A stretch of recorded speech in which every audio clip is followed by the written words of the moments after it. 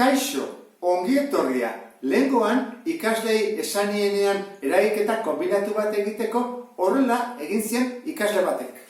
Jarri zian, 16 gehi 9 den errokuadroa, eta arazorik gabe esan zian, bi soluzio ditu, 16 gehi 3 19, 16 ken 3 13. Eta gaitu zen lasai, bi soluzio, eta esan nion, eta zergatik jarri dituzu bi, hemen gehi jartzen dut eta. Bai, eske erroketa izan diteke positiboa eta negatiboa, ekuazioetan bezala, hola jartzen dugu. Plus minus, ze 3 bider 3 bederatzi da, eta minus 3 bider minus 3 ere bederatzi da. Eta esan nion, abai, orduan, eraiketa egin berrian, egingo bagenu beste hau,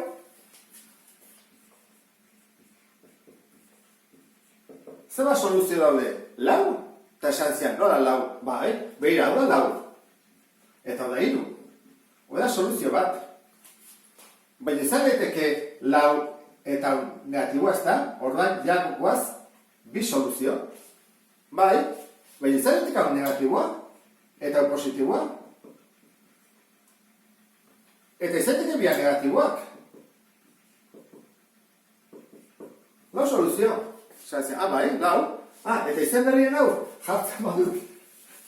Horrela? Soluzio bila daude, ez da? Bai, soluzio bila daude. Zortzi soluzio. Horra esan nion, ez dira batuketa eta kenketaik egin, ez da? Beti soluzio pila bat agertzen dira?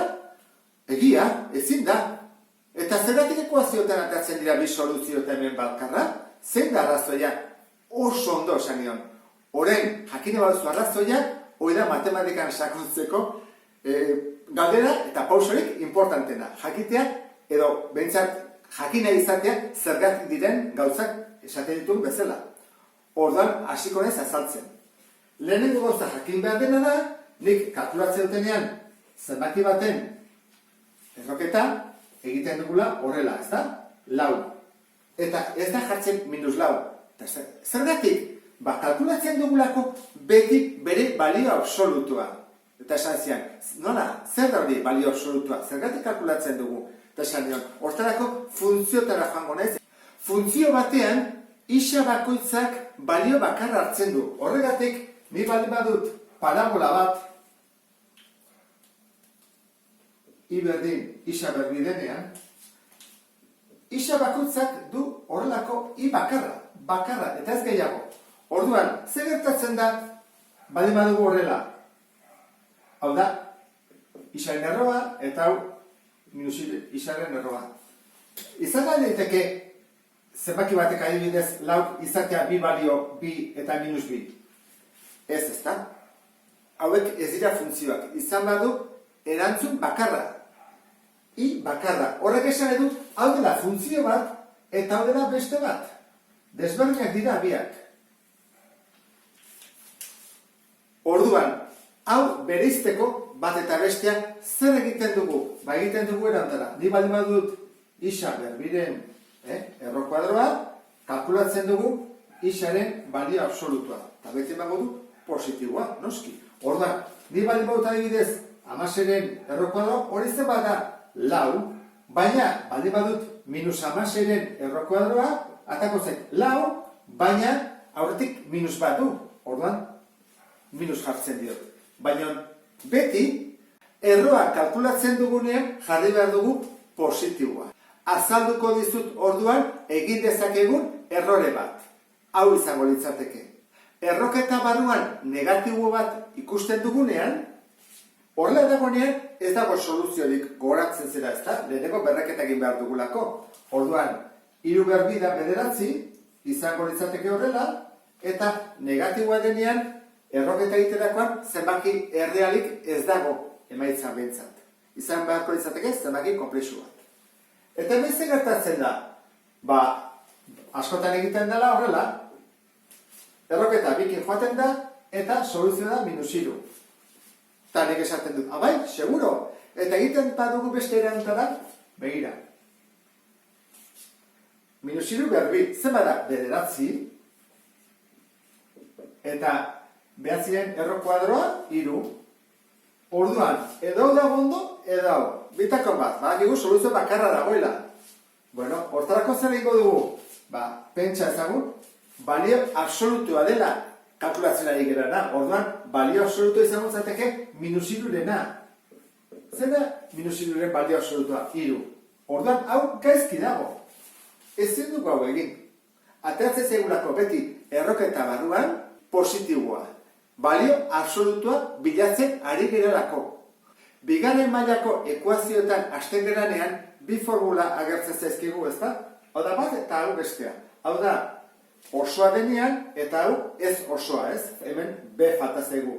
Eta bietan, geike erroaren aurrean. Bi soluzio. Eta zergatik da hori? Eta leheno esan dugu soluzio bakarra dagoela. Hortarako, adibide bat jarriko dut. Hau, Isaberbiken 25, oso simplea da. Eta egingo dugu normalian guk egiten dugun bezala. Eta gero esango dizut pausoz pauso, ze ari geran egiten zuk ulertzeko zergatik jartzen dugu geike. Bueno, lehenengo gauza, zer egiten dugu isa isolatzeko edo bakantzeko, lehenengo eraman beharko dugu 25 gaia dela. Kentzera idena esaten dugu bestalera batutzen. Eta gero, berretzera idena bestalera errotzen. Hemen da bi soluzioak, bat izango litzateke 5 eta bestea -5. Eta hemen da biak. Bi soluzio. Zergatik jartzen du hemen geiken eta aurreko ariketetan ez? Egingo ditut pausoak, baina orain beste da bat, da, lasai zuk ulertzeko. Hemen saltoak eman ditugu, eta behar bat ez duzu ondo ulertu, hemendik honera nola pasa dugu, eta hemendik honera nora, ezta? Horran jarriko dut.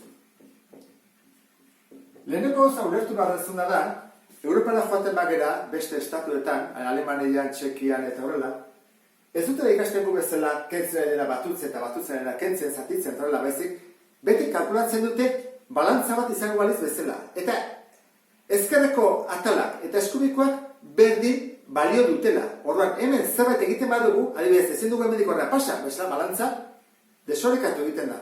Orduan, hemen egiten duguna, hemen ere berdin egin behar dugu.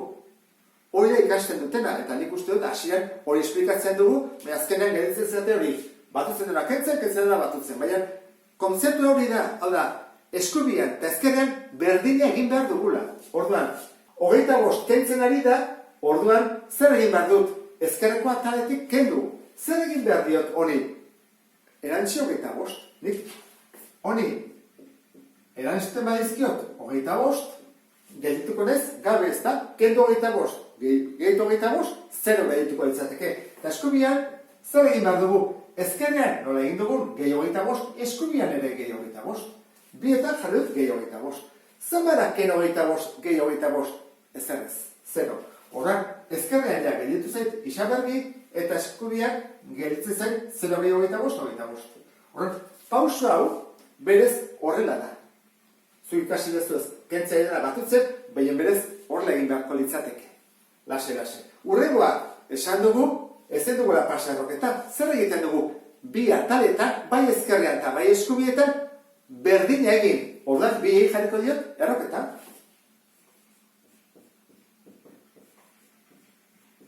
Zer moduz? Ondo, ez da? Oraino bai. Eta esango diazu, hemen ez da hogeiken, ez, oraindik ez da hogeiken, baina zergatik ez da hogeiken. Bueno, soluzio bakarra dagoelako, 25 errokoa da zein da, 5, eta ez da gehiago. Oraino bai? Ulertu da, ez da? Vale. Kendu dezaket hau honekin eta utzi isa, ez, ze esan dugu definizioz hau dela balio absolutua. Orduan, hau kentzerakoan jarri behar dut horrela. Isaren balio absolutua 5. Eta 5 izateko isak zenbat balio dezake? 2 balio daude. Gogoratzen bazera, balio absolutua +3 da 3, baina -3 da 3. Orduan, isa ze izan daiteke? Jarri dezaket isaren ordez 5 positibo, atako zetelako 5, eta jarri dezaket 5 negatibo, atako zetelako 5. Orduan, isak ze balio dezake? +5 eta -5. Bi soluzioak daude. Horregatik ditugu bi soluzio. Ez, erroketak bi soluzio ditulako. Hau, ulertu bai emaizu, hemeniko horra badakizu jarretuzak ez dago egiten, eta jarretuzak ez dago egiten, ze bi soluzio daude. Horregatik da, kalkuluak egiterakoan soluzio bakarra ateatzen dela, eta ekuazioetan, bigarren mailako ekuazioetan, ateatzen direla bi soluzio. Gehi eta kenekin. Honekin ondo ulertu duzulakoan, beste bat arte. Agur!